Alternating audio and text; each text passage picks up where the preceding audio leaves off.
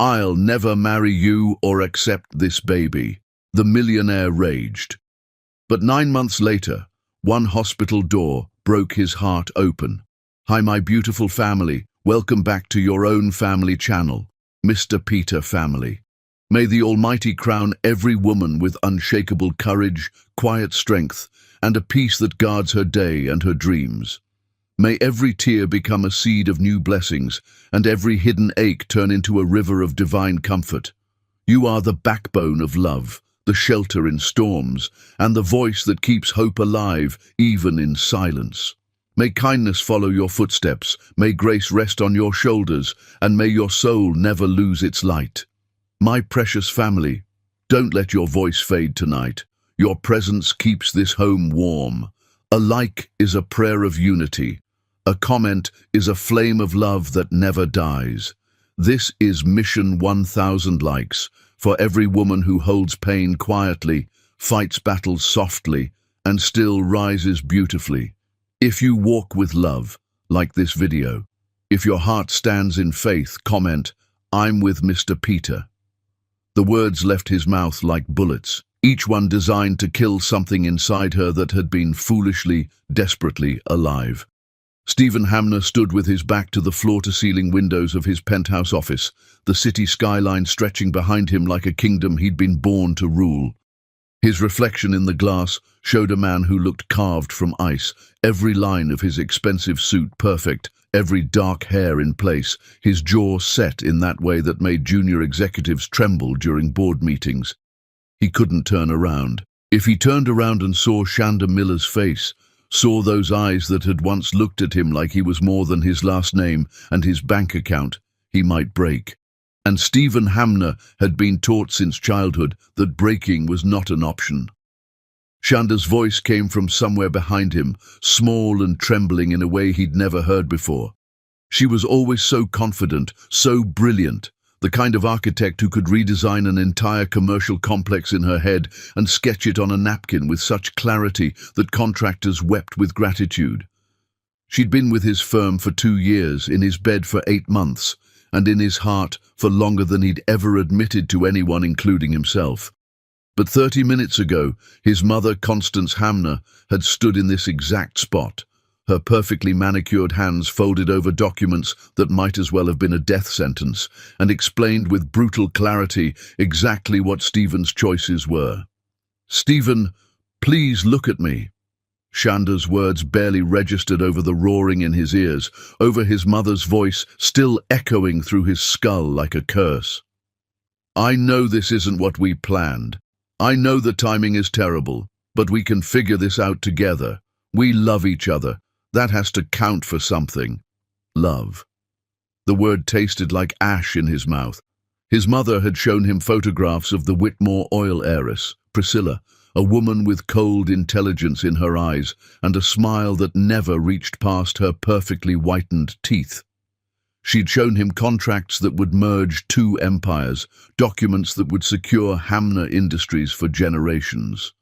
And then she'd shown him the other documents, the ones that proved his cousin Blake had been systematically embezzling company funds, creating shell corporations, preparing to launch a hostile takeover that would destroy everything Stephen's grandfather had built from nothing, everything his father had died protecting when a heart attack took him at 49, because the stress of maintaining a legacy was a weight that crushed men who carried it. "Marry the Whitmore girl by the end of the month," his mother had said, her voice as warm as a blade pressed against skin. "Or watch Blake dismantle this company piece by piece. The board is already questioning your leadership. They see you as soft, distracted. They've noticed how you look at that architect, how you've been unavailable for important meetings because you're having dinner with someone who will never understand our world. Choose, Stephen. Choose your responsibility or choose your weakness." He'd chosen. God help him, he'd already chosen before Shanda walked through his door with that little white stick in her trembling hands and hope dying slowly in her beautiful eyes. "I'll never marry you or accept this baby." The words came out mechanical, rehearsed, each syllable a knife he was driving into both of them. "You knew what this was, Shanda. We had an arrangement. I have responsibilities, a legacy that's bigger than what I want. You're talented, incredibly talented, but you're not. He couldn't finish the sentence, couldn't say the words his mother had used. Not suitable, not our kind, not enough. The silence that followed was so profound, Stephen could hear his own heartbeat, could hear the sound of something precious shattering.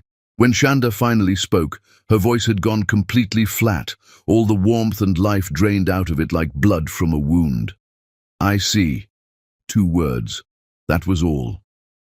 She moved in his peripheral vision, setting something on his desk with a soft click. The pregnancy test, physical evidence of a future he was murdering before it could take its first breath. I understand perfectly, Mr. Hamner. Thank you for your clarity. The formality in her tone, the way she'd called him Mr. Hamner like he was a stranger, like the past 8 months had been erased in a single conversation, made something crack in his chest. He wanted to turn around, wanted to pull her into his arms and tell her he was sorry, that he was a coward, that his mother had poisoned everything beautiful in his life since he was 15 years old. But his feet stayed frozen, his reflection in the window showing him exactly what he was becoming. His mother, cold, calculating, sacrificing love on the altar of legacy. Shanda's footsteps crossed his office, each click of her heels on marble, another nail in a coffin he was building for his own soul. The door opened, closed, and Stephen was alone with his choice and the ghost of jasmine perfume that always clung to her skin. He stood there as the sun set over the city, as the lights began to flicker on in buildings full of people living smaller lives that probably held more joy than his ever would. His phone buzzed with a message from his mother. The Whitmore merger papers were ready for his signature. The engagement announcement was drafted for the business section of every major newspaper. His calendar had been cleared for a family dinner where he'd meet his future wife and pretend that his heart wasn't bleeding out somewhere on the floor of this office. Stephen finally turned from the window and saw the pregnancy test on his desk, that tiny piece of plastic that represented everything he'd just destroyed. He picked it up with shaking hands, those 2 pink lines stark and undeniable. Positive. A baby. His baby. A child he'd just rejected before it even had a chance to exist in his world. He should throw it away. He should call his assistant and have her draft Shanda's termination paperwork, make it clean and professional, offer a generous severance package to ease his conscience. He should sign the merger documents and move forward with the life that had been planned for him since birth. But instead, Stephen opened his desk drawer and placed the pregnancy test inside, closing it like he was sealing away the last piece of his humanity. That night, in his empty penthouse apartment, Stephen signed papers that would bind him to a woman he didn't love and secure a legacy that suddenly felt like a prison sentence. He poured himself scotch that tasted like regret and stared at his phone, his finger hovering over Shanda's name in his contacts. He could call her. He could tell her he'd made a mistake. He could choose differently, but he didn't, because Stephen Hamner had been raised to believe that duty mattered more than desire, that sacrifice was noble, that real men protected empires even when it cost them everything that made life worth living. He didn't know that Shanda was in her apartment at that exact moment, her sister Janelle, screaming into a phone for an ambulance as blood soaked through everything, as pain ripped through Shanda's body in waves that felt like dying. He didn't know that doctors would use words like placental abruption and critical condition and might lose them both. He didn't know that his child would be born months too early, 1 pound and 11 ounces of fighting spirit, struggling for every breath in a plastic box while machines breathed for him. He didn't know that his rejection had nearly killed them both, and by the time he found out, it would be far too late to undo the damage his cowardice had caused. Chapter 2. The Ghost in the Hospital. Stephen Hamner had been raised to believe that guilt was a weakness, but standing in that hospital corridor, he understood it was actually a living thing that could eat you from the inside out. The pediatric wing smelled like antiseptic and desperation, a combination that made Stephen's stomach turn as he walked toward the conference room where the hospital board was waiting to discuss his latest charitable donation. Hamner Industries had pledged millions to expand the NICU facilities, and Stephen was here to smile for photographs and shake hands with administrators who saw him as a walking checkbook rather than a man whose soul had been hollowed out over the past months.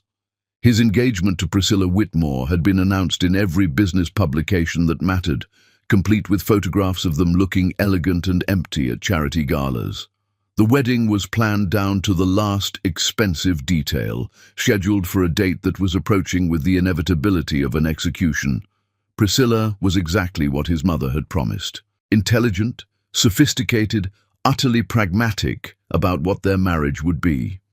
She told him over champagne at their engagement party that she expected him to be discreet with his affairs, that she would extend him the same courtesy, that they would present a united front in public and live separate lives in private.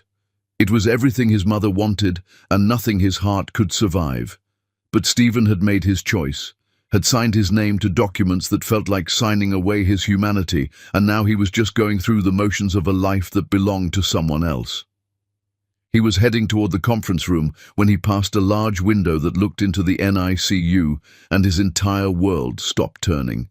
She was there, Shanda Miller, sitting in a rocking chair with a baby so small it looked impossible, so fragile that Stephen's breath caught in his throat. She was thinner than he remembered, her beautiful face drawn with an exhaustion that went bone-deep, dark circles under eyes that had once sparkled with laughter, and now held only a fierce protective love as she gazed down at the infant in her arms. The baby was connected to wires and monitors, tiny chest rising and falling with breaths that looked like work, little fingers no bigger than matchsticks curled against blankets. Stephen pressed his hand against the glass, his heart hammering so hard he thought it might crack his ribs. He knew with absolute certainty that bypassed logic and went straight to his gut that he was looking at his child. The baby had the same unusual grey-green eyes that haunted every dream Stephen couldn't remember when he woke up gasping in the middle of the night. Those eyes, that specific colour that was Shanda's alone, now staring up at her from a face that was both impossibly tiny and impossibly perfect. Shanda was singing something, her lips moving with words Stephen couldn't hear through the glass, and the expression on her face was so full of love, it hurt to witness. This was what devotion looked like. This was what real strength looked like. Not board meetings and merger documents and maintaining appearances at society functions, but this woman in a rocking chair holding a baby who looked like he'd been born too soon, fighting battles Stephen couldn't begin to understand. A nurse approached Stephen from behind, her voice professional but kind. "Sir, visiting hours for the NICU are restricted to immediate family only. Are you here for the board meeting?" Stephen couldn't speak. His throat had closed around words that wouldn't come. The nurse followed his gaze through the window and her expression softened.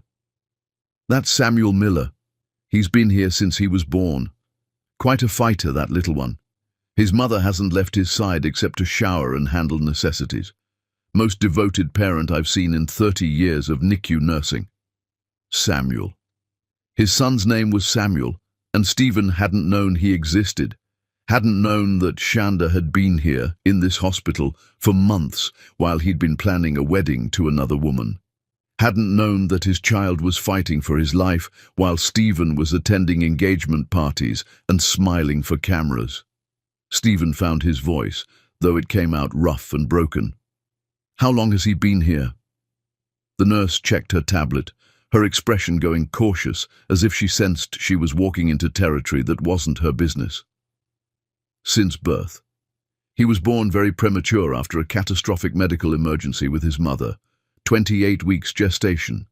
He's gained good weight, and his prognosis keeps improving, but babies born that early need extensive hospital care." The words hit Stephen like physical blows. Catastrophic medical emergency. 28 weeks. Born months too early. His mind was doing calculations he didn't want to complete, timeline matching up with the night he'd rejected Shanda in his office. She'd left his office and something terrible had happened, something that put both her and their baby in mortal danger, and he'd known nothing about it. He'd been signing merger documents while Shanda was hemorrhaging. He'd been announcing his engagement while his son was being born too small to survive outside machines and medical intervention. Stephen tried to enter the NICU, but the nurse stopped him with a gentle hand on his arm. "I'm sorry, but you need to be on the approved visitors list. Hospital policy. The baby's mother controls who has access." Stephen wanted to argue, wanted to use his name and his money and his position to force his way through, but something stopped him. He had no rights here. He'd thrown away any claim to rights when he'd told Shanda he would never accept their baby. He pulled out his phone with shaking hands and called his assistant, the one who could find information about anyone, who could pull strings and make impossible things happen.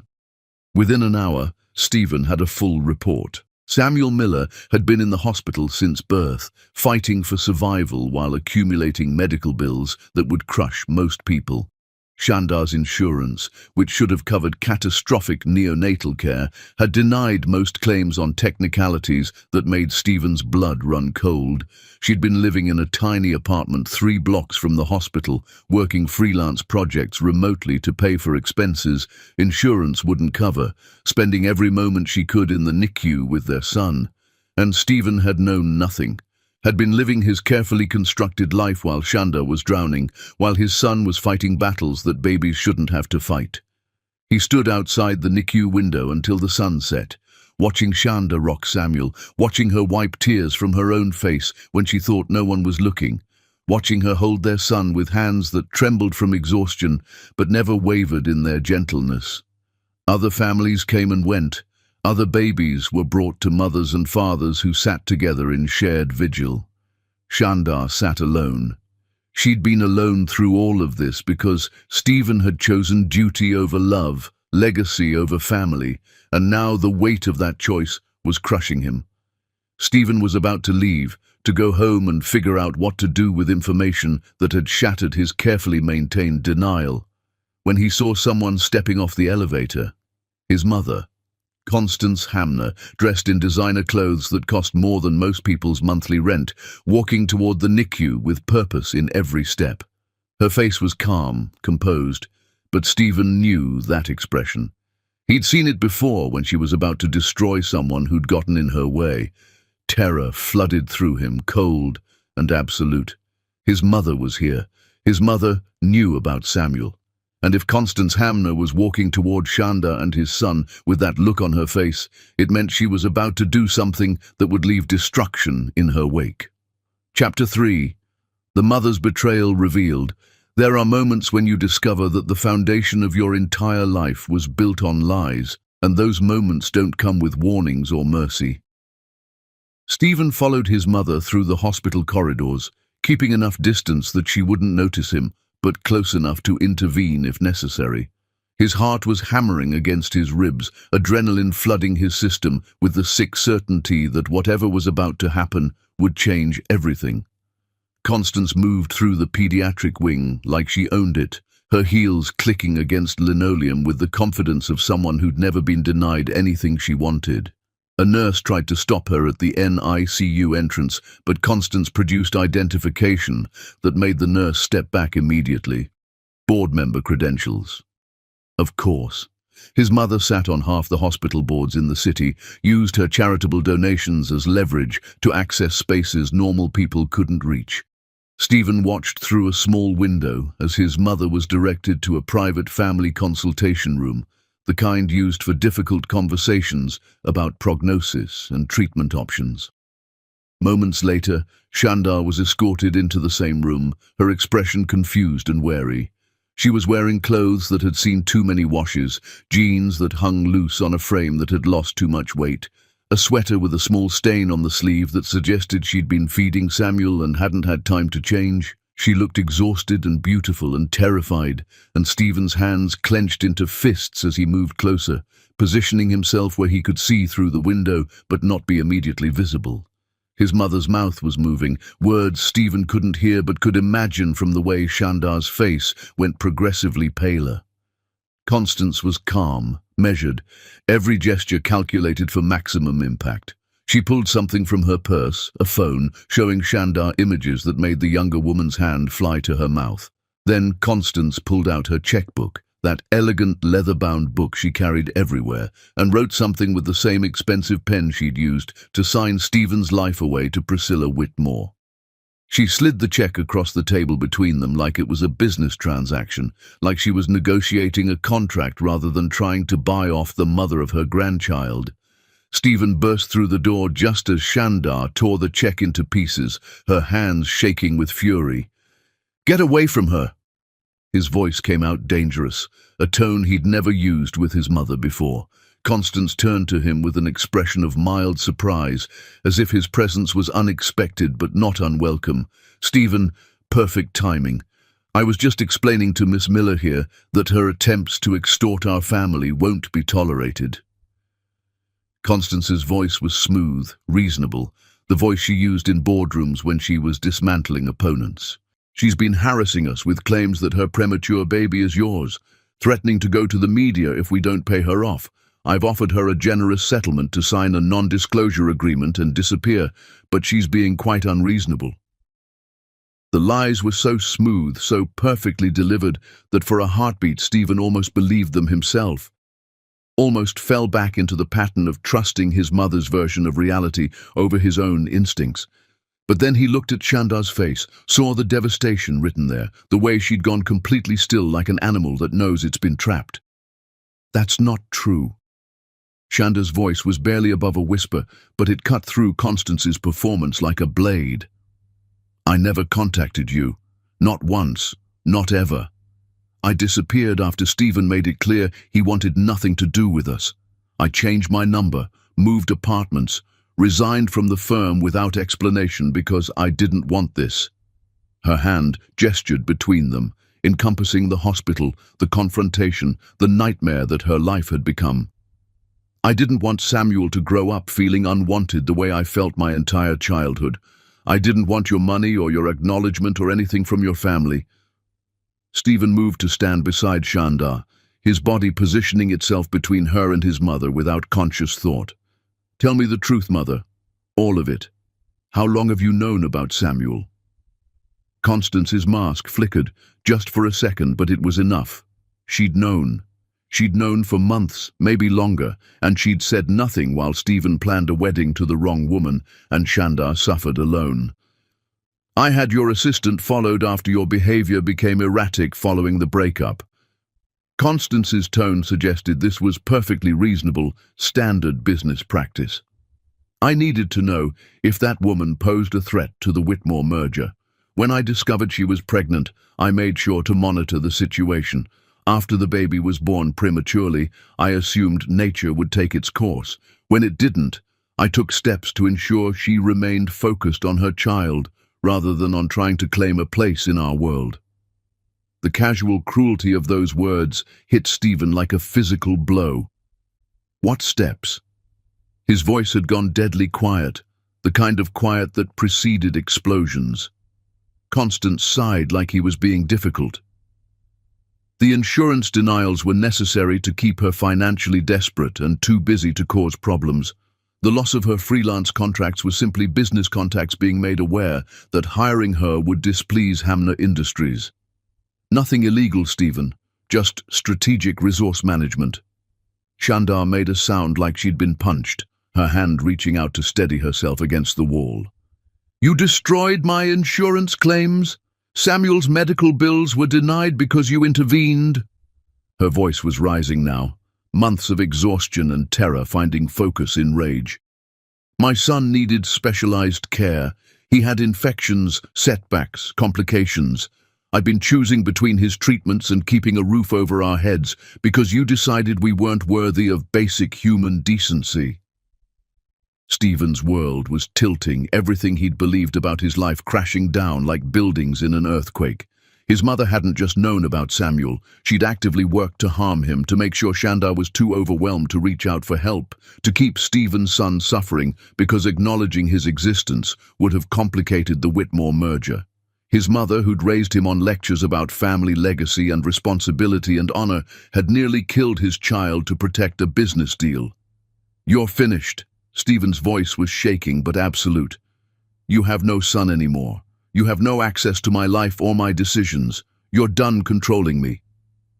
Constance's confident mask cracked, her eyes going wide with something that might have been fear. "Stephen, think about what you're saying. The Whitmore merger, the company, your position as heir. Blake will destroy everything if you don't follow through." Stephen felt something break loose inside him, chains he hadn't even known he was wearing suddenly shattering. Then let him destroy it. Let the whole empire burn if it was built on this kind of evil. Let Blake have the company and the board and the legacy that requires sacrificing babies to maintain itself. I want no part of it. He turned to Shandar, trying to find words that could possibly express what he was feeling. "I'm sorry. God, I'm so sorry. I should have fought for you, for Samuel. I should have told her no from the beginning. I should have been there when you needed me." But Shandar was already moving toward the door, her face closed off, her eyes empty of everything except exhaustion. "I don't want your apologies," she said quietly. "I don't want your money or your guilt or your sudden realization that your mother is a monster. Samuel and I survived without you. We'll keep surviving without you." She looked at him one more time, and the expression in her eyes made Stephen want to die. "You made your choice. She just made sure it was easier to live with." Shandar walked out before Stephen could respond, and he stood frozen in the consultation room with his mother, the woman who'd shaped his entire life, who'd taught him everything he knew about duty and sacrifice and what mattered in the world. Constance was watching him with calculation in her eyes, already planning her next move, already figuring out how to regain control. "If you walk away now, you lose everything," she said, her voice hard. "The company, your inheritance, your position in society. You'll be starting over with nothing but a woman who resents you and a baby who will never fit into the world you were meant to rule." Stephen looked at his mother and finally saw her clearly. Saw the emptiness behind all that elegant composure, the void where love should have been. "I already lost everything when I listened to you instead of my heart. Samuel and Shandar are the only things that matter now. And you're going to stay away from them, or I will make sure every newspaper, every business publication, every hospital board knows exactly what you did. Stay away from my family." He left his mother standing alone in that consultation room and walked out into the hospital corridor, his legs barely holding him up. Through the NICU window, he could see Shandar back in the rocking chair with Samuel, her face pressed against their son's head, her body shaking with silent sobs. Stephen pressed his hand against the glass one more time, separated from his family by barriers he'd helped build, and made a promise that he would spend the rest of his life trying to tear those barriers down. Chapter 4. The Distance. She built. Stephen Hamner was a man who'd spent his life making billion-dollar deals, but he couldn't negotiate his way past the door of a woman who'd learned to survive without him. The text message to Priscilla Whitmore was brutally simple. "The engagement is over. I'm sorry. You deserve honesty, and the truth is, I can't marry you." Her response came within minutes, surprising in its relief rather than anger. "Thank God. I've been in love with my publicist for years and didn't know how to tell you. Good luck with whatever made you finally wake up." Stephen stared at that message for a long time, understanding that even his fake relationship had been built on layers of pretense that suffocated everyone involved. The call to his lawyer was longer, more complicated. Cancel the wedding, draft documents acknowledging paternity of Samuel Miller, establish a trust fund that would secure his son's financial future regardless of what happened with Hamner Industries, transfer enough money to cover every medical bill Shandar had accumulated, every insurance claim his mother had sabotaged, every night she'd gone without because she was choosing between her needs and Samuel's care. His lawyer tried to warn him about the legal implications, about how publicly acknowledging the baby could impact the Whitmore merger and the company's stock price. Stephen interrupted him with words that felt like freedom. "I don't care. My son comes first. Make it happen." But none of it reached Shandar, because she'd built walls that Stephen's money couldn't scale. His calls went straight to voicemail. His emails bounced back with automated responses.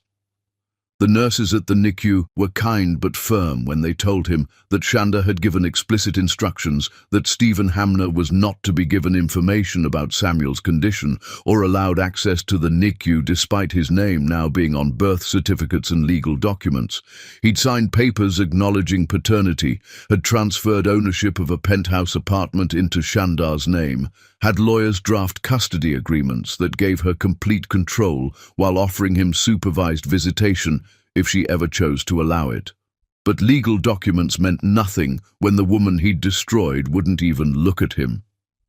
Stephen found himself haunting the hospital like a ghost, sitting in waiting rooms near the NICU during the times he knew Shanda would be with Samuel, hoping for a glimpse of them through windows, hoping for a chance to explain or apologize or grovel.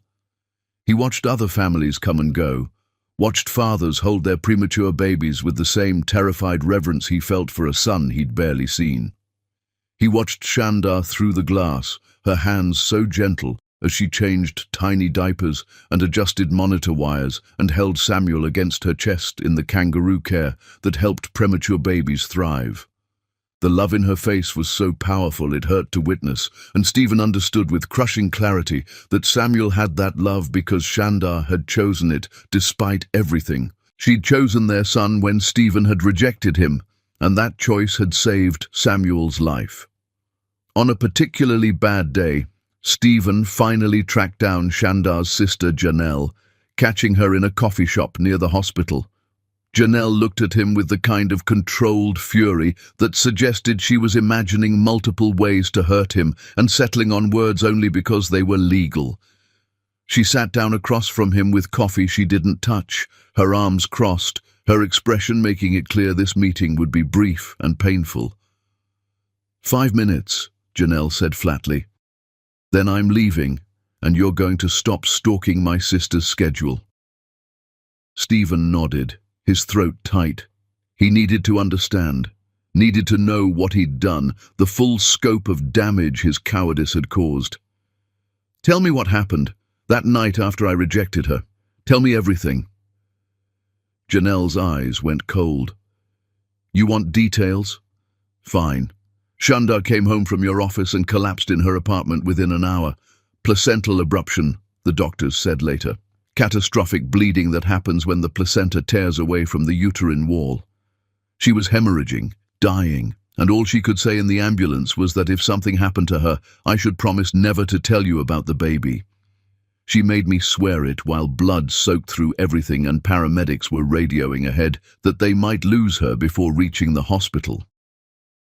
The coffee shop sounds faded away, the world narrowing to Janelle's voice describing a nightmare Stephen had caused.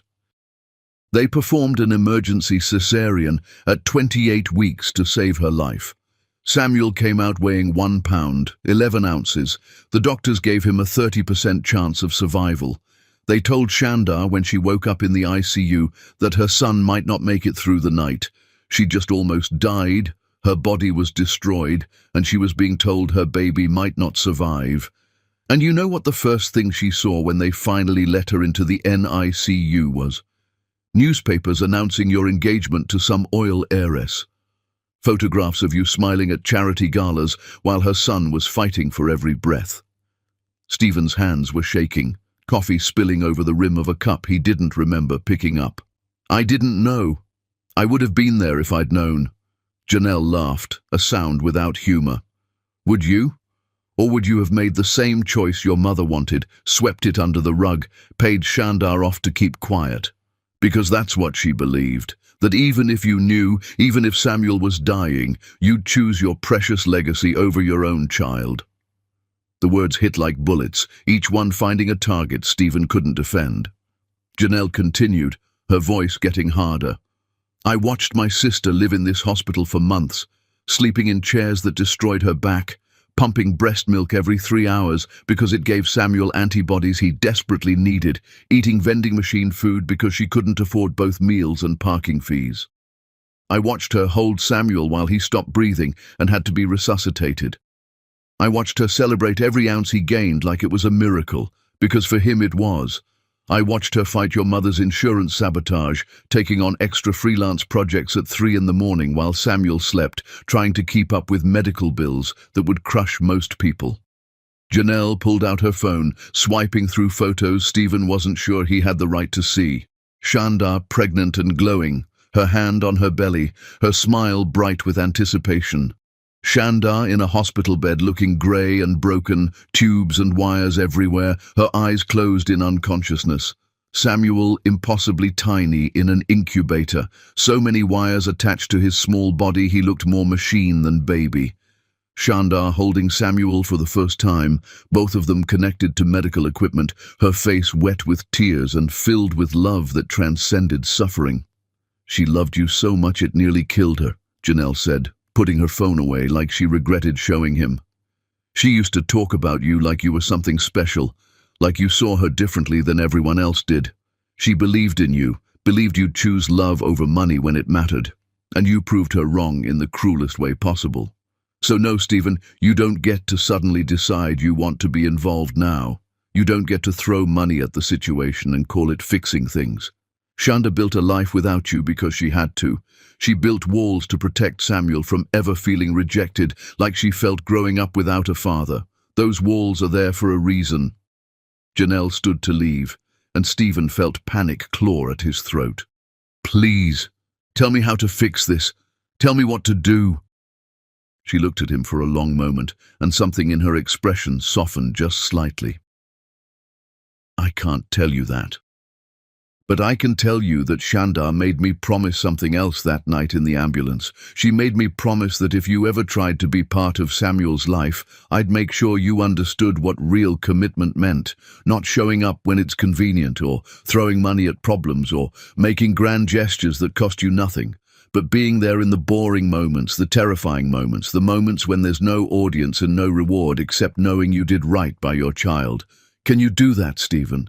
Can you be the father Samuel deserves, not the guilty stranger trying to ease his conscience?" The question hung between them like a challenge, and Stephen met Janelle's eyes with the first honest answer he'd given anyone in months. "I don't know if I can be what he deserves, but I'm going to spend every day trying, whether Shanda ever forgives me or not. Samuel is my son and I failed him once. I won't fail him again." Janelle nodded slowly, something like respect flickering across her face. "Then prove it, not to me, not to Shanda. Prove it to yourself first. Because the only way those walls come down is if she sees you're not the man who rejected her. And that kind of change doesn't happen overnight." She walked out of the coffee shop, leaving Stephen alone with photos he couldn't unsee and truth he couldn't unknow. And for the first time since this nightmare began, he felt something other than guilt. He felt determination. Chapter 5. The fight for access, power, and money could buy almost anything in Stephen's world, but they couldn't buy forgiveness, and they definitely couldn't buy back time. Stephen stopped trying to force his way into Shanda's life and started simply being present instead. Every morning he showed up at the hospital, not to the NICU, but to the administrative offices where he'd volunteered his business expertise to help restructure their funding programs. He sat through budget meetings and grant applications, using the skills his mother had drilled into him for something that actually mattered. The hospital administrators were grateful for his help, confused by his sudden interest in pediatric care funding, but Stephen didn't explain. He just showed up day after day, making himself a fixture in the building that housed his son. The nurses began to recognize him, started nodding when he passed in the hallways, stopped looking at him with suspicion when he sat in the family waiting room near the NICU during times he knew Shanda would be with Samuel. He never approached her, never tried to force conversation, just worked on his laptop or read medical journals about premature infant care, educating himself on what Samuel was fighting through. He learned terms like apnea of prematurity and retinopathy and bronchopulmonary dysplasia. He learned that every day Samuel survived was a victory, that every ounce gained was cause for celebration, that the journey from NICU to home was measured in tiny milestones that looked insignificant to outsiders but meant everything to parents living this particular nightmare. Stephen started leaving things at the nurse's station. not flowers or gifts that screamed of guilt and money, but practical things. Real food from restaurants Shandar used to love, left anonymously in bags with her name on them, gift cards to grocery stores, to gas stations, to places that would ease the financial burden she was carrying. The nurses knew who the items were from, but respected his request to not mention his involvement. He wasn't trying to buy forgiveness. He was trying to prove that caring didn't require acknowledgement or credit. The first real crack in Shandar's walls came on a terrible night when Samuel had a sudden setback. Stephen was in the waiting room working on hospital budget projections when alarms started going off in the NICU. Medical staff rushed past him, and through the window he saw them surrounding Samuel's incubator, saw Shandar pushed back by nurses who needed room to work, saw her face go white with terror that Stephen felt in his own chest, like a physical wound. He stood frozen, watching his son fight for life, while machines beeped warnings and doctors shouted orders he couldn't hear clearly. Shandar burst out of the NICU minutes later, her body shaking so hard she could barely walk. She collapsed into a waiting room chair, her face in her hands, sobs tearing out of her throat with sounds that made Stephen's heart crack open. He didn't think, just moved to sit beside her, close enough that their shoulders almost touched, but not quite. For long minutes she didn't acknowledge him, just cried with the kind of grief that comes from months of holding terror inside and finally breaking under the weight. "They found an infection," she finally whispered, her voice destroyed. "His blood work showed sepsis. They're starting aggressive antibiotics, but he's so small, so weak already. The doctor said the next few hours are critical." Her hands were shaking, her entire body vibrating with fear. Stephen's hand found hers without asking permission, and for the first time since he'd destroyed them, Shandar didn't pull away. She held onto him like he was the only solid thing in a world that was collapsing, and they sat together in that waiting room for 6 hours while Samuel fought an infection that could have killed him.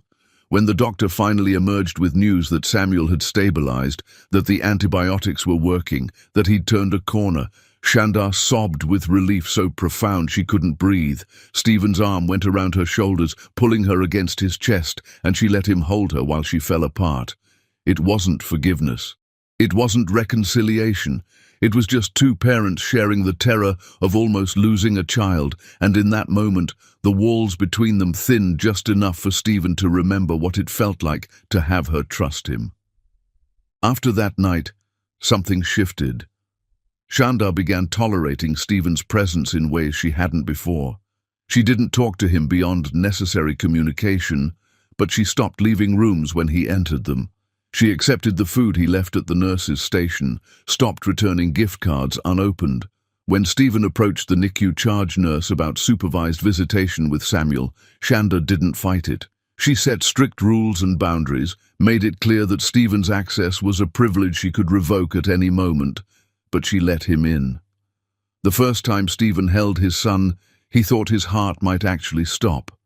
Samuel was so small in his arms, still connected to monitors that tracked every breath and heartbeat, his little body warm and impossibly precious. Stephen looked down at grey-green eyes that were learning to focus, at tiny fingers that wrapped around his thumb with surprising strength, and understood what unconditional love actually meant. Not duty or obligation or legacy, but this helpless, overwhelming need to protect this small person who existed because Stephen had once been brave enough to love Shandar before fear made him cruel. "He has your stubborn streak," Shandar said quietly from her chair across the room, the first words she'd spoken to him that weren't logistics or boundaries. "The nurses say he's a fighter, refuses to give up even when things get hard." Stephen's throat was too tight for words. He just nodded, tears streaming down his face as he held his son and tried to memorize every detail. The weight of him, the sound of his breathing, the way his little chest rose and fell with effort that was getting easier as he grew stronger. They fell into a careful routine after that. Stephen would arrive during evening visiting hours, would sit with Samuel while Shandar took breaks to eat real meals, or shower in the hospital facilities, or just breathe air that didn't smell like antiseptic and fear. He learned how to change tiny diapers, how to hold Samuel in the specific way that calmed him, how to read monitor numbers and understand what they meant about his son's condition. He learned from nurses how to do kangaroo care, holding Samuel skin to skin against his chest, feeling his son's heartbeat against his own, and understanding that this connection was biological and profound, and worth more than every dollar in his bank account.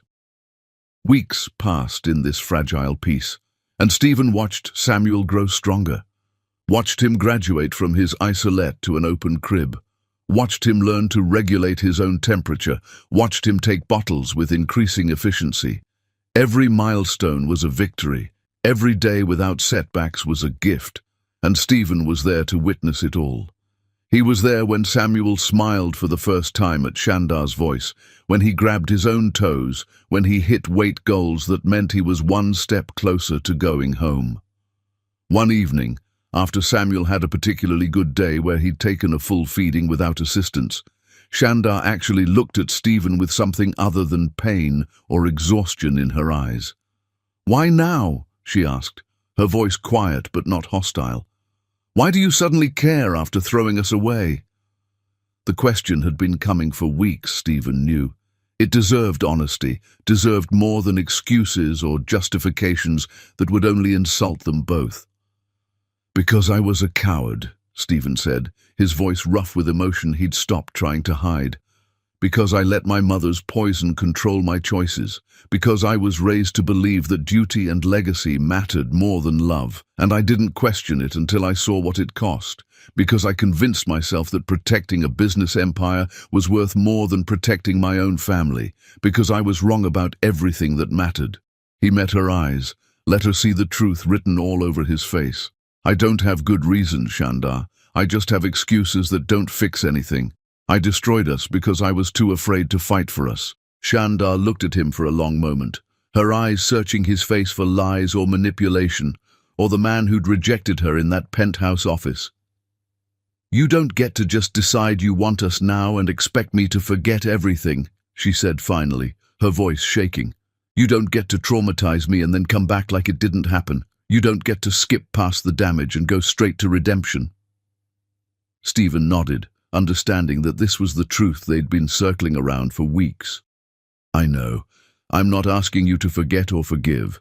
I'm just asking for the chance to prove I'm not that man anymore, to prove that I can be the father Samuel deserves, even if you never trust me as anything else." Shandar stood then, gathering her things to leave, but she paused at the door of the NICU. "Then prove it, Stephen, not with money or grand gestures, but with showing up every day even when it's boring, even when there's no crisis, even when being a parent means just sitting next to your son's crib and being present. That's what matters." She left before he could respond, but something in her voice told Stephen she was actually listening now, actually watching to see if he could be different than the man who'd broken her heart, and that terrified and electrified him more than anything else in his life ever had. Chapter 6. The Slow Thaw. Redemption doesn't come in grand gestures, Stephen learned, but in the quiet accumulation of showing up when it would be easier to walk away. The weeks that followed became a rhythm that Stephen had never experienced in his carefully scheduled life. Every evening he arrived at the hospital at the same time, rain or shine, exhausted from work or fighting through illness, it didn't matter. He showed up. He learned that parenting wasn't dramatic moments, but the mundane repetition of care that built trust through consistency. Changing diapers at midnight when Samuel's schedule demanded it, holding his son during feeding times, learning the specific angle that helped him swallow without choking, reading children's books in a quiet voice while Samuel's eyes tracked the colorful pages with increasing focus. These were the moments that mattered, Stephen discovered, not the trust funds or legal documents, but the simple act of being present. Shandar watched him with eyes that were learning to see something other than betrayal. She watched him arrive during a winter storm when the roads were dangerous, watched him stay late when Samuel was having a difficult night and needed extra holding, watched him learn from nurses with humility instead of throwing money at problems. She watched him hold Samuel during a minor medical procedure that made their son cry, watched Stephen's face crumple with empathy while he murmured comfort into tiny ears. She watched him become a father through the accumulation of small choices, and something in her began to soften despite her determination to keep her walls intact. They began talking during the quiet hours when Samuel slept between them. Not about the past or the damage that still lay raw between them, but about Samuel's progress, about his personality that was emerging as he grew stronger. How he seemed to prefer certain nurses, how he calmed at the sound of Shandar's voice, how he was beginning to smile when he heard Stephen's laugh. These conversations were careful, neutral territory, where they could remember how to be in the same space without pain dominating every interaction. Stephen learned about Shandar's life during the months he'd been absent, and each detail was a knife to his heart. How she'd spent her birthday in the hospital, celebrating with a cupcake from the cafeteria while Samuel fought through a particularly bad week. How she'd missed job opportunities because she couldn't commit to regular hours while her son's health was unpredictable. How she'd become an expert on neonatal development and medical terminology that no parent should have to learn. How she'd found community with other NICU parents who understood the particular terror of loving a child whose survival was never guaranteed. One evening, Shandar arrived at the hospital looking more exhausted than usual, and when Stephen asked if she was okay, the walls cracked open just slightly. "It's been a year," she said quietly, her eyes on Samuel rather than on Stephen. "A year ago today I was in my apartment, bleeding out, thinking I was going to die, thinking my baby was going to die. I remember being in the ambulance, and all I could think was that Samuel would never know how much I wanted him, how much I already loved him, even though I'd only known about him for a few hours." Stephen's throat closed around words that wanted to come out but felt inadequate. Shandar continued, her voice getting softer. "The doctor told me later that I'd lost so much blood I should have died, that Samuel's chances of survival at his gestational age and birth weight were minimal. But we both lived. We both fought through impossible odds. And I used to wonder if maybe we survived because we needed each other. Because I couldn't leave him alone in the world, and he couldn't leave me alone in the world." She finally looked at Stephen, and her eyes were wet, but not quite crying. "You weren't there for any of it. You didn't hold my hand while they cut me open. You didn't see Samuel fight for his first breath. You didn't spend nights wondering if morning would come with good news or the worst news. You missed all of it because you chose to miss it." Stephen nodded, accepting the truth of her words like blows he deserved. "I know. I can never get that time back. I can never undo missing Samuel's first months of life. I can never fix not being there when you almost died. All I can do is be here now and hope that eventually it's enough."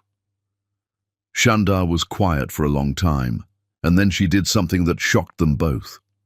She reached across the space between their chairs and took Stephen's hand, her fingers threading through his with a familiarity that made his heart stutter.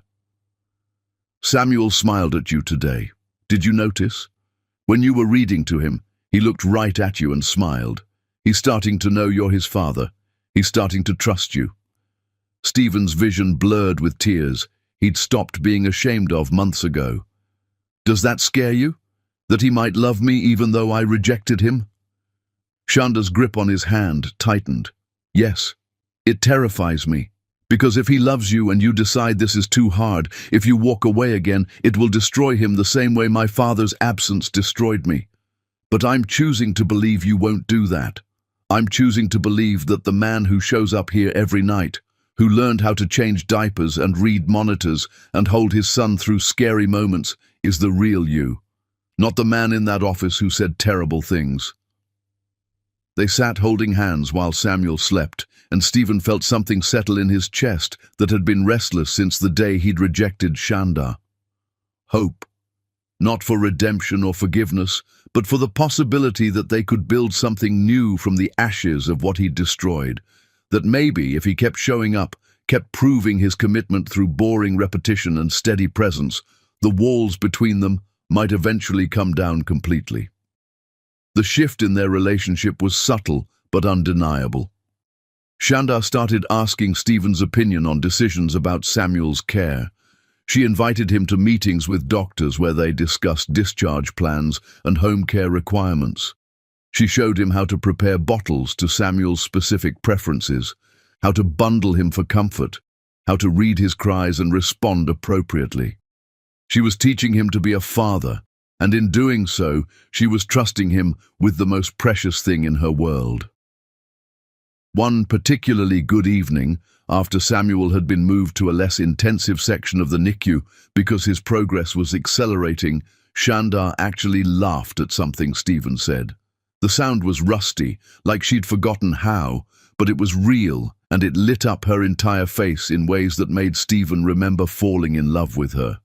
Not the desperate, complicated love that had ended in tragedy, but something simpler. The way she saw the world with architectural precision but emotional depth. The way she never gave up on things she believed in. The way she loved Samuel with a fierceness that made her beautiful in ways that transcended physical attraction. "What?" Shandar asked, catching him staring. Stephen shook his head, smiling despite the ache in his chest. "Just remembering why I fell in love with you in the first place, before I was too stupid and scared to fight for us." Shandar's smile faded, but not into sadness, into something more contemplative. "I fell in love with who I thought you were. I'm trying to figure out if that person actually exists, or if I invented him." Stephen met her eyes, letting her see the truth he'd been carrying for months. "I think that person existed, but he was too weak to survive pressure. I think maybe I'm becoming someone different now, someone who prioritizes differently. I can't promise I'm the man you fell in love with, but I can promise I'm trying to be the man you and Samuel deserve." Shandar looked at him for a long moment, and then she did something that made Stephen's world stop spinning. She leaned across the small space between their chairs and kissed his forehead, a gesture so tender it made him want to weep. "Keep trying," she whispered against his skin. "Keep showing up. Keep being present. That's all I can ask right now." It wasn't forgiveness. It wasn't reconciliation or promises about the future. But it was Shandar choosing to let him in, choosing to believe that people could change, choosing to risk hoping again despite everything. And for Stephen, sitting in that NICU with his son sleeping nearby and the woman he loved touching him with something other than pain, it felt like the beginning of something that might eventually heal them all. Chapter 7. The Mother's Final Attack. Constance Hamner had built an empire on crushing anyone who threatened her control, but she'd never faced an opponent who had absolutely nothing left to lose. The morning started with hope that felt almost dangerous in its brightness. Samuel was being discharged. After months of hospital rooms and monitors and medical interventions, he was finally strong enough to go home.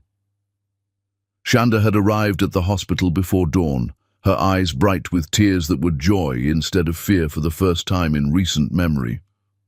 She'd packed the few belongings they'd accumulated during their long stay, had listened to discharge instructions from nurses who'd become like family, had dressed Samuel in an outfit that actually fit his growing body instead of drowning him in fabric meant for full-term babies. Stephen had taken the day off from everything, cleared his schedule completely so he could be there for this milestone. He'd helped Shandar install the car seat that had been checked and rechecked by hospital safety staff, had carried bags and equipment, while Shandar held Samuel like he was made of glass and miracles. They were standing in the hospital lobby, ready to walk through those doors into a new chapter of their lives, when the process server found them. The woman approached with professional courtesy that didn't match the destruction in the envelope she handed Shandar. Legal documents, thick and official, the kind that came from expensive lawyers who charged by the minute to ruin lives. Shandar opened the envelope with one hand, Samuel secured against her chest with the other, and Stephen watched her face go from glowing to grey as she read. Her hands started shaking so badly the papers rattled, and when she looked up at Stephen, the expression in her eyes was pure betrayal. "Your mother is suing me," Shandar whispered, her voice breaking. "She's claiming I'm mentally unstable, that I'm alienating Samuel from his father's family, that I'm financially irresponsible and emotionally unfit. She's filed for emergency grandparent visitation rights. She kept reading, her face getting paler with each page. She has lawyers claiming I trapped you with a pregnancy, that I'm using Samuel as leverage for money, that I'm neglectful and dangerous. They're requesting a psychological evaluation and temporary custody review. Stephen grabbed the documents from her shaking hands, his vision tunneling as he read his mother's poison dressed up in legal language. Constance had assembled an attack that was comprehensive and vicious, using every moment of Shandar's exhaustion and struggle as evidence against her. The fact that she'd lived near the hospital instead of in a larger apartment. Proof of instability. The medical bills she'd struggled to pay. Evidence of financial irresponsibility. The fact that she'd limited Stephen's access for months. Proof she was alienating the child from his father's family.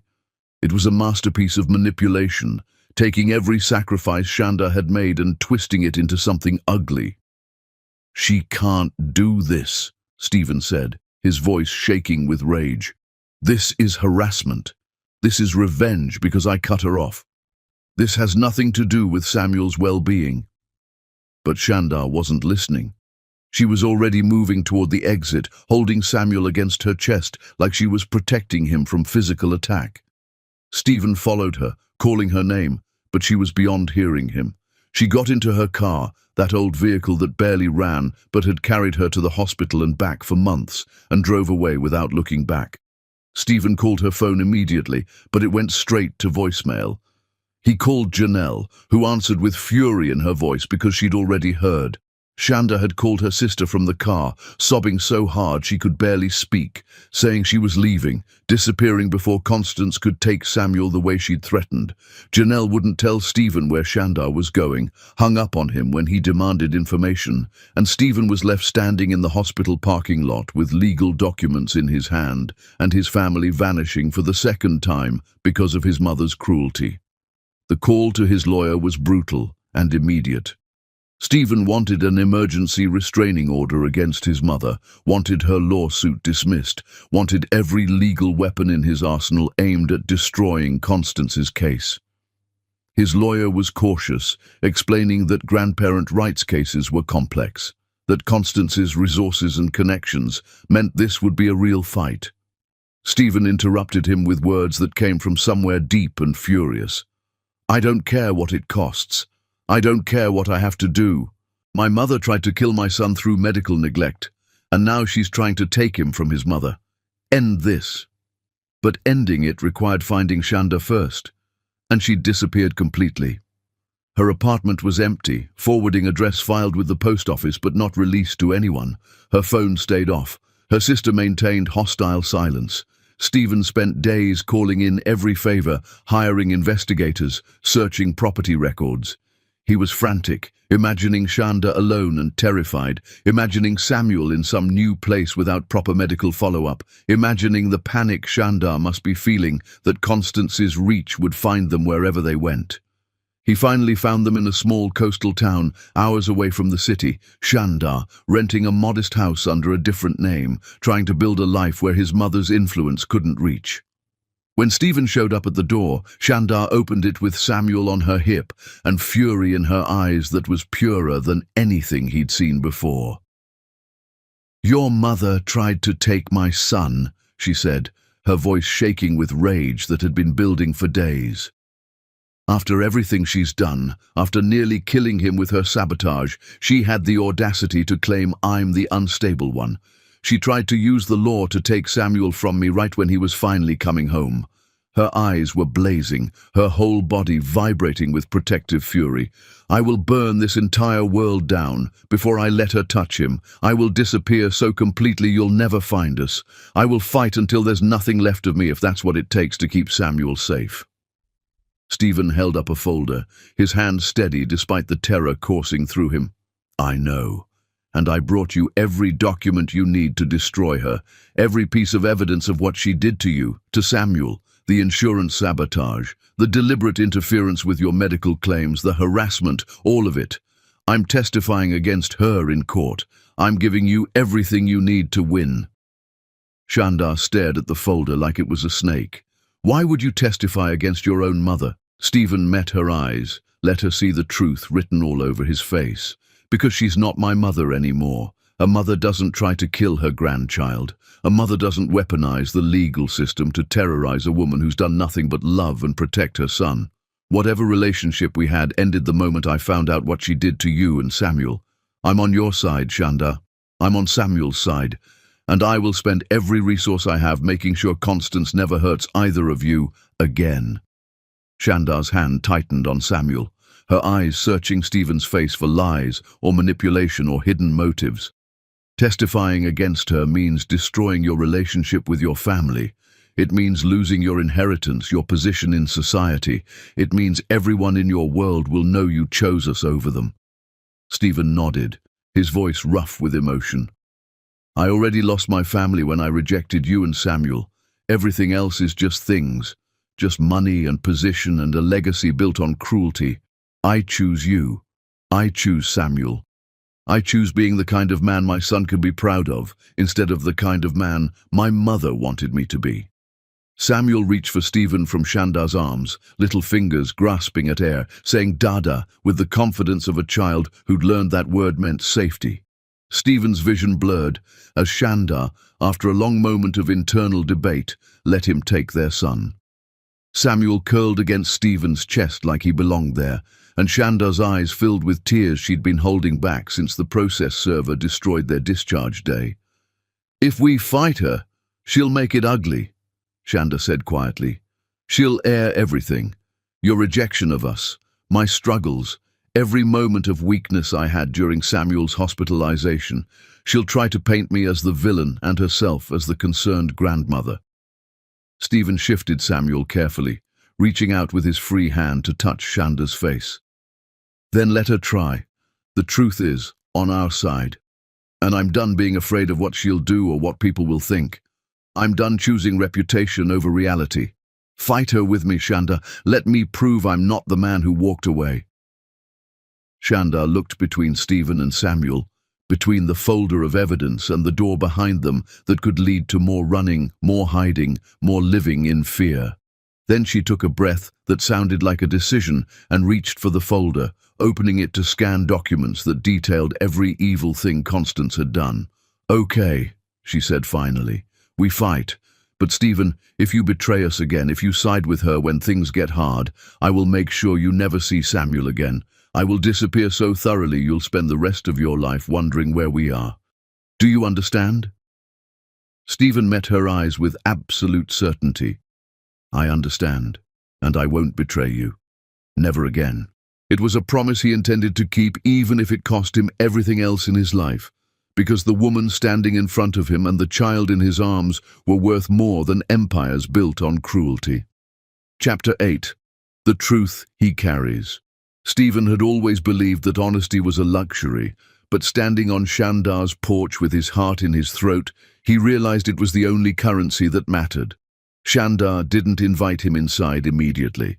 She stood in the doorway of the small coastal house she'd rented, Samuel reaching for Stephen with the easy trust of a child who didn't understand complicated adult betrayals, and told him he had 5 minutes to explain why she shouldn't disappear again.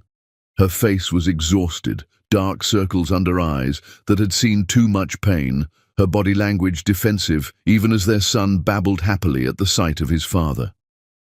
Stephen knew this moment mattered, knew that whatever he said in the next minutes would determine whether his family stayed or vanished forever.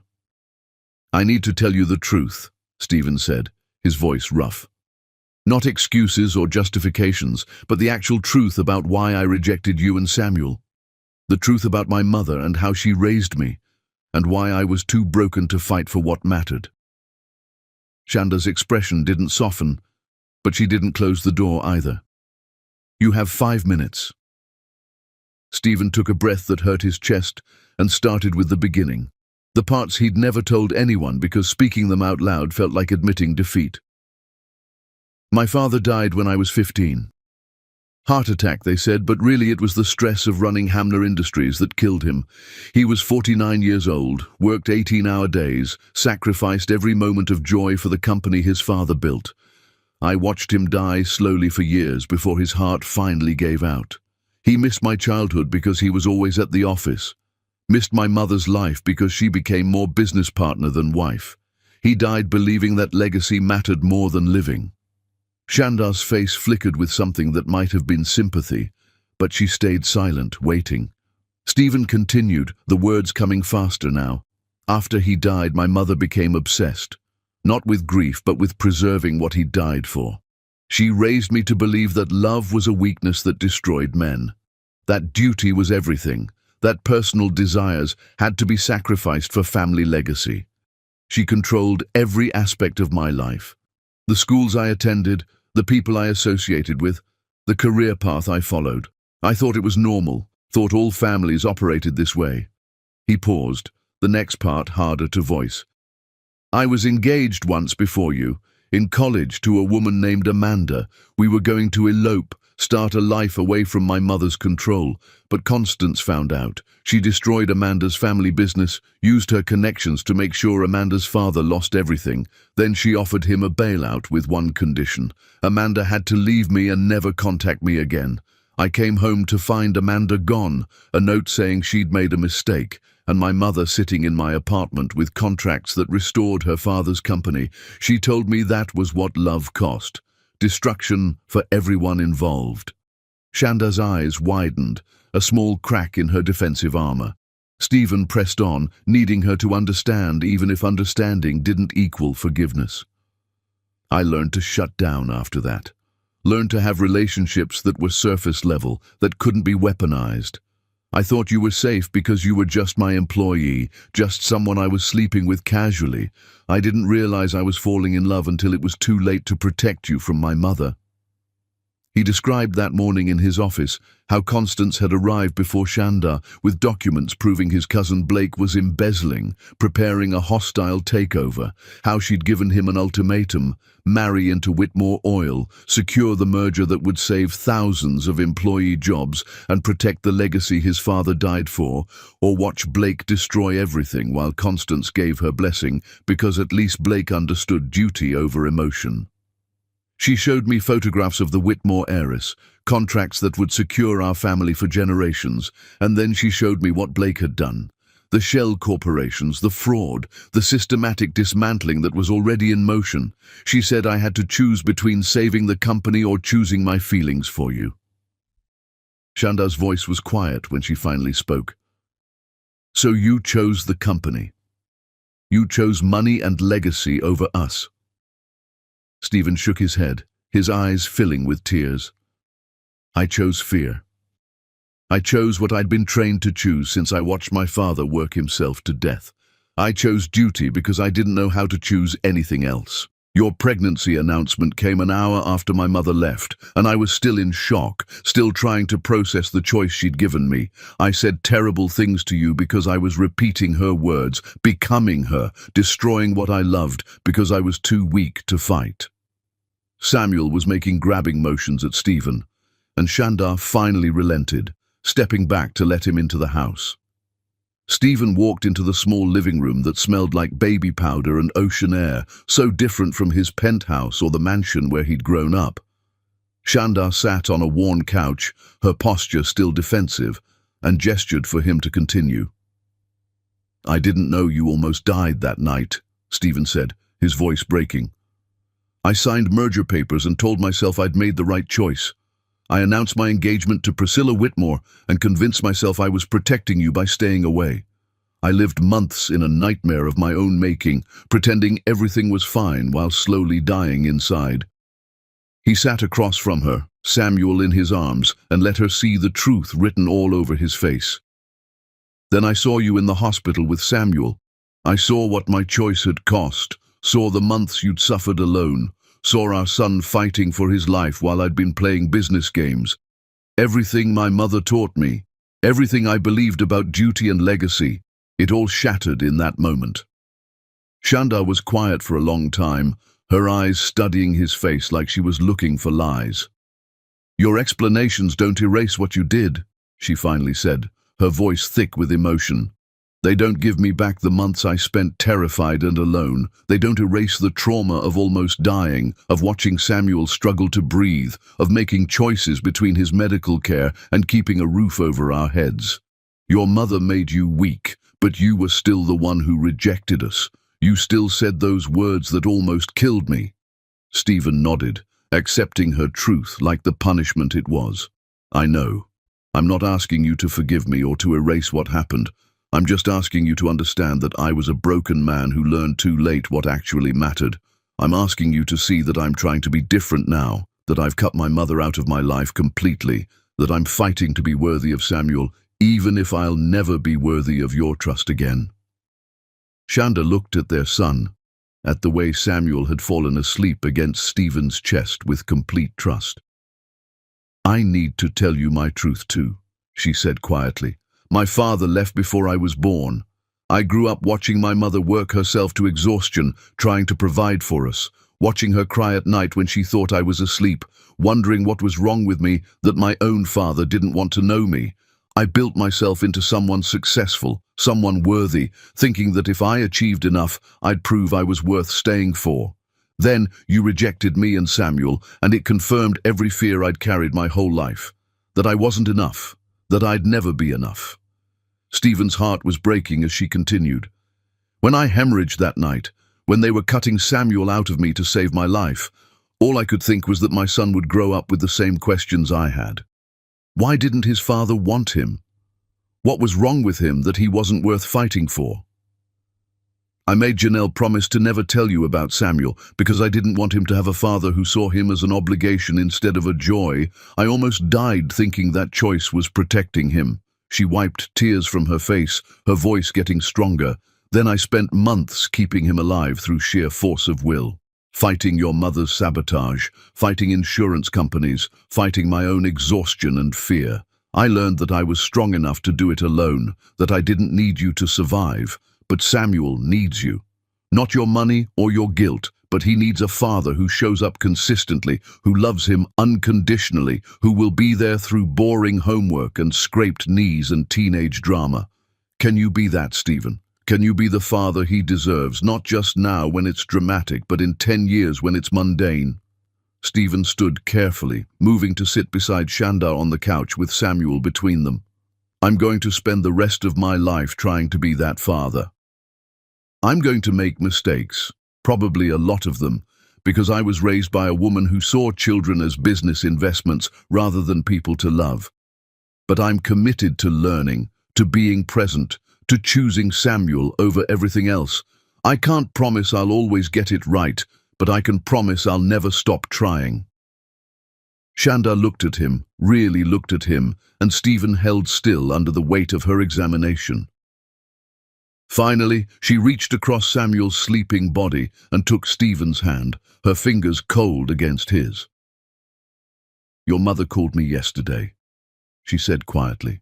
"Before Samuel's discharge, before the lawsuit was served, she told me that you'd eventually regret choosing us, that you'd resent giving up your inheritance and position for a family that would never fit into your world. She said I should take whatever money you offered and disappear because that's what people like me were good for, taking what we could get and knowing our place." Stephen's rage flared hot and immediate. He pulled out his phone, dialed his mother on speaker with shaking hands. When Constance answered, her voice was composed and confident, like she hadn't just tried to destroy their lives. "Stephen, I hope you're calling to tell me you've come to your senses." "Stay away from Shanda and Samuel," Stephen said, his voice lethal and controlled. "Stop calling, stop filing lawsuits, stop trying to control my life. You nearly killed my son through your sabotage. You tried to take him from his mother. You've done enough damage." Constance's laugh was cold. "That woman has manipulated you into throwing away everything your father died to protect. She's not your equal, Stephen. She'll drag you down into mediocrity, and you'll spend the rest of your life resenting her for it." Stephen looked at Shanda as he responded. His words meant for her as much as his mother. "She survived hell because of choices you and I made. She kept our son alive through strength and love that you'll never understand. She's worth more than every dollar in our family accounts, more than every business deal or society connection. You're done, Mother. Stay away from us or I'll make sure everyone knows exactly what you did to harm your own grandchild." He hung up before Constance could respond, and Shanda was crying silently, tears streaming down her face. "You really meant that," she whispered. "About me being worth more than your legacy." Stephen cupped her face with his free hand, his thumb wiping away tears. "I meant every word. I gave up a legacy built on cruelty. I found something better. You and Samuel are everything that matters, and I'm going to spend however long it takes proving that to you." Shandar's answer came not in words, but in the way she leaned forward and kissed him, soft and tentative and full of cautious hope that felt more precious than certainty. Chapter 9. The Reckoning in Court. The courtroom wasn't a place for justice, Stephen had learned from years of corporate litigation, but sometimes it could be a place for truth, and truth had its own kind of power. The custody hearing drew media attention that made Stephen's skin crawl. Cameras lined the courthouse steps, reporters shouting questions about family drama and billion-dollar inheritances, and the woman who'd supposedly trapped a business heir with a pregnancy. Constance arrived with an entourage that looked like an invading army. 5 lawyers in expensive suits, character witnesses pulled from society circles, and carefully prepared evidence that painted Shandar as unstable and manipulative.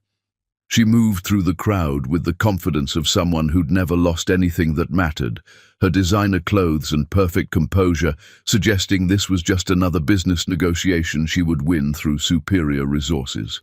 Shandar arrived with Janelle and a single lawyer they'd scraped together funds to hire, her clothes clean but clearly not expensive, her face exhausted but determined.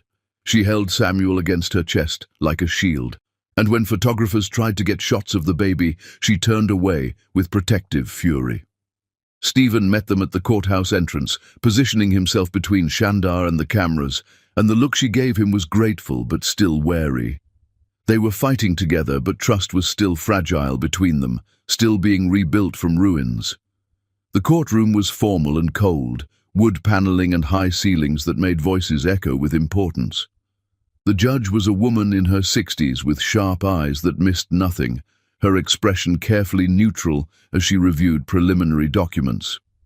Constance's lead attorney opened with a presentation that was masterfully cruel, using PowerPoint slides and carefully edited evidence to paint a picture of Shandar as emotionally unstable, financially irresponsible, and deliberately alienating Samuel from his father's family.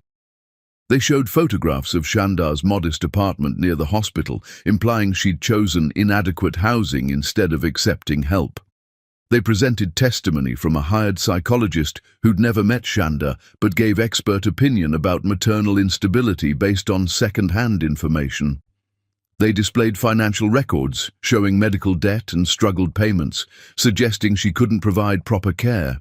They even showed text messages Shandar had sent to Janelle during particularly difficult nights, messages full of fear and exhaustion that were being twisted into evidence of mental breakdown. Stephen watched Shandar's face go paler with each attack, watched her hold Samuel tighter, watched her try to maintain composure while her worst moments were being weaponized against her.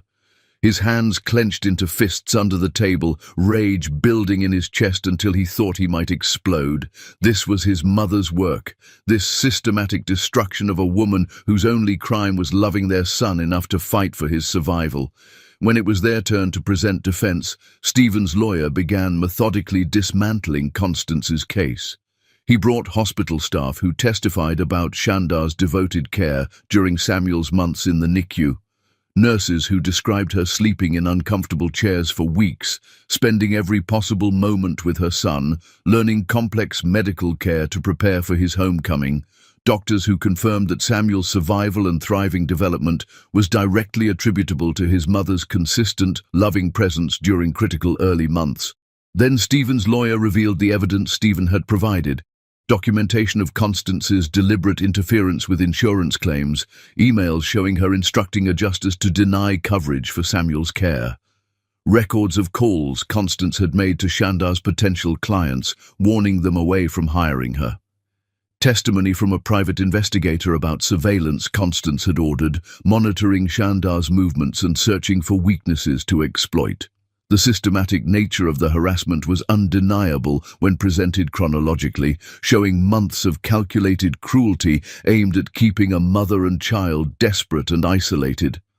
The courtroom went very quiet as the judge reviewed these documents, her expression hardening with each page. But the turning point came when Stephen himself took the stand, his lawyer guiding him through testimony that would destroy his relationship with his mother forever. "Mr. Hamner, please tell the court about your relationship with Miss Miller." Stephen took a breath and began speaking truth he should have spoken months ago. "I loved Shanda. We had a relationship that lasted 8 months and she was the best thing in my life. When she told me she was pregnant, I rejected her in the cruelest way possible because my mother had given me an ultimatum: marry into a business merger or lose my inheritance and position in the family company." He described that morning in his office, his voice steady despite the shame burning through him. "I told Shanda I would never marry her or accept our baby. I said things designed to hurt her, to push her away, because I was too much of a coward to stand up to my mother.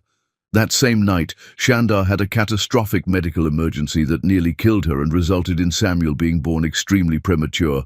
I knew nothing about it because I was busy signing contracts for a wedding to a woman I didn't love." The judge's expression was impossible to read, but Stephen continued, "I didn't know about Samuel's existence for months. My mother knew. She had me followed, discovered Shanda was pregnant, and made the decision to monitor the situation without informing me. When Samuel was born prematurely and spent months in the NICU, my mother made deliberate choices to sabotage his medical care." Constance's lawyer objected loudly, but Stephen's lawyer had documentation to support every claim. Stephen described discovering Shanda and Samuel in the hospital, learning about the months of suffering his rejection had caused, confronting his mother about her interference. He detailed cutting Constance out of his life completely, ending his engagement to Priscilla Whitmore, walking away from his inheritance and position to focus on being the father Samuel deserved. "My mother isn't filing for grandparent rights because she cares about Samuel," Stephen said, his voice getting harder. "She's filing because she lost control of me, because I chose my son over her empire. This lawsuit is retaliation, pure and simple. It's her final attempt to punish Shanda for having the audacity to love me and to punish me for finally standing up to her manipulation." Constance's lawyer tried to paint Stephen as mentally unstable himself, as a man having a breakdown and making irrational choices, but Stephen's testimony was too calm, too detailed, too supported by evidence. When the lawyer suggested Stephen was being manipulated by Shanda, Stephen's response was sharp and clear. "Shanda wanted nothing from me. She disappeared after I rejected her, changed her number, resigned from my company. She lived in poverty rather than ask me for help. She nearly died alone because she believed keeping Samuel away from me was protecting him from feeling unwanted. The only person who manipulated anyone in this situation was my mother." The final blow came when Stephen's lawyer called Constance to the stand and asked direct questions about her actions. Had she known about Samuel's existence? Yes. Had she informed her son? No. Had she interfered with medical insurance claims? The question hung in the air while Constance's lawyer scrambled to object, but the judge overruled and demanded an answer. Constance's silence was damning. Her mask of composure finally cracked as she realized she'd lost control of the narrative. The judge's ruling was swift and decisive. Constance's petition for grandparent rights was denied completely. A restraining order was issued, prohibiting her from contacting Shanda or Samuel without explicit written permission from both parents. The judge recommended a criminal investigation into insurance fraud and harassment. In carefully worded legal language, the judge made it clear that Constance had weaponized the legal system to harm her own grandchild, and such actions would not be tolerated. Outside the courthouse, media swarmed trying to get statements. Constance was escorted away by her lawyers, her face a mask of fury and disbelief. Stephen found Shanda sitting on a bench away from the crowd, holding Samuel and crying with relief so profound her whole body shook. He sat beside her without asking permission. his arm going around her shoulders, and she leaned into him like she'd been holding herself upright through sheer will and could finally let someone else help carry the weight. "It's over," she whispered against his shoulder. "She can't hurt us anymore." Stephen kissed the top of her head, breathing in the scent of her hair and their son. "It's over, and I meant what I said in there. About loving you, about choosing you and Samuel over everything else. I meant all of it." Shanda pulled back enough to look at his face, her eyes searching for truth she was learning to believe in again. "You lost your inheritance today, your position in society, your mother. Your whole world changed because you testified against her." Stephen cupped her face, his thumb wiping away tears. "I lost those things months ago when I rejected you. Today I just made it official, and I'd make the same choice 1,000 times if it meant keeping you and Samuel safe." Samuel reached for both of them, little hands grabbing at Stephen's tie and Shanda's hair, and they wrapped around their son together. Not a perfect family, not a healed family yet, but a family that was learning to survive together instead of apart. And in that moment, with cameras flashing and reporters shouting questions they ignored, it was enough. Chapter 10. The woman he lost and the mother who destroyed Stephen had spent months learning that some doors close forever, but he'd never stopped hoping that Shanda's door might open again, even if it was just to say goodbye. 3 weeks after the court victory, Stephen arrived at Shanda's coastal house for what was supposed to be a casual dinner with Samuel. They'd been building something fragile in the weeks following the trial, a routine where Stephen came several times a week to be with his son, while Shanda cautiously let him back into their lives. But when he knocked on the door, it was Janelle who answered, her face tight with worry that immediately sent Stephen's heart into his throat. "Where's Shanda?" he demanded, already pushing past Janelle into the house. "Where's Samuel?" Janelle's hand on his arm stopped him, her voice quiet but urgent. "Shanda collapsed this morning. Severe abdominal pain. They rushed her to the hospital and found internal scarring from her traumatic delivery. She needs emergency surgery, Stephen. The same operating room, the same type of procedure. She's terrified because last time she almost didn't wake up." Stephen felt the world tilt beneath him. "Samuel."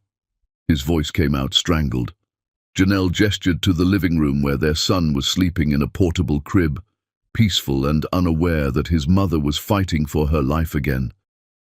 "I've been watching him, but I need to get back to the hospital. Shanda's asking for you. She's scared, Stephen. She made me promise to bring you." The hospital was the same one where Samuel had spent his first months, where Stephen had discovered his son's existence, where so much pain had happened. Stephen raced through familiar corridors with Samuel, secure in a carrier against his chest, Janelle leading him to the surgical wing. They found Shanda in pre-op, groggy from medication but conscious, her eyes finding Stephen the moment he entered the room. "You came," she whispered, and the relief in her voice made Stephen's chest crack open. He moved to her bedside, adjusting Samuel's carrier so she could see their son. "Of course I came. I'm here, Shanda. I'm not going anywhere." Her hand found his, her grip weak but desperate. "I'm scared," she admitted, tears streaming down her face. "Last time I went into surgery, I didn't know if I'd wake up. I didn't know if Samuel would survive. I'm terrified that this time I won't be lucky, that Samuel will grow up without me, that I've finally survived everything just to lose it all now." Stephen sat carefully on the edge of her bed, his free hand cupping her face while Samuel dozed against his chest. "You're going to survive this because you're the strongest person I've ever known. You survived my rejection, survived nearly dying once already, survived months of fighting for Samuel alone. This is just one more battle, and you're going to win it." His voice broke as he continued, "But if you're scared, I'm here. I'm holding our son, and I'm here with you, and you're not facing this alone." Shanda's eyes locked onto his, searching for truth she'd learned to doubt. "Promise me something. If anything happens to me, promise you'll tell Samuel about me. Not just that I loved him, but that I fought for him every single day. That he was wanted, that he was loved more than anything. Promise me, he'll know he was never a burden or a mistake." Stephen's vision blurred with tears. "Nothing's going to happen to you, but I promise." I promise Samuel will know how incredible his mother is, how you saved his life, and how you're the reason he exists and thrives." They wheeled Shandar away toward surgery, and Stephen was left in the waiting room with Samuel and Janelle, and 6 hours of terror that brought back every nightmare from the months his son had spent fighting for survival. He paced with Samuel, fed him bottles when he woke hungry, changed diapers with the practiced efficiency he'd learned during NICU visits. Samuel said "Mama" for the first time, while Stephen was walking circles around the waiting room, and Stephen cried so hard he had to sit down, his son patting his wet face with tiny, concerned hands. "She's going to be okay," Janelle said, sitting beside him, but her voice was uncertain. "She has to be okay." Stephen nodded, his throat too tight for words. He thought about Shandar coding on an operating table while he'd been signing merger documents. Thought about her waking up alone last time to learn her son might not survive. Thought about all the moments he'd missed because he'd been too much of a coward to choose love over fear. He couldn't lose her now, not after finally understanding what actually mattered. When the surgeon finally emerged, Stephen stood so fast he almost dropped Samuel. The doctor's face was tired, but smiling. "She's stable. The surgery went well. We repaired the scarring and she should make a full recovery." Stephen's legs gave out, his body folding back into the chair with relief, so intense he thought he might pass out. Janelle was crying beside him, and Samuel was reaching for everyone with concern written all over his little face. They let Stephen into recovery when Shanda woke up, and he carried Samuel to her bedside. She looked grey and exhausted, but her eyes were clear and focused on their son. "Hi, baby," she whispered, her hand reaching weakly for Samuel. Stephen carefully positioned himself so she could touch their son while he held him safely. "He said Mama while you were in surgery. First time. He was asking for you." Shanda's tears came fast and hard, mixing with laughter that sounded like freedom. "He said Mama." Stephen nodded, his own eyes wet. "He knows who you are. He knows you're his whole world." Shanda's gaze shifted to Stephen, and something in her expression had changed.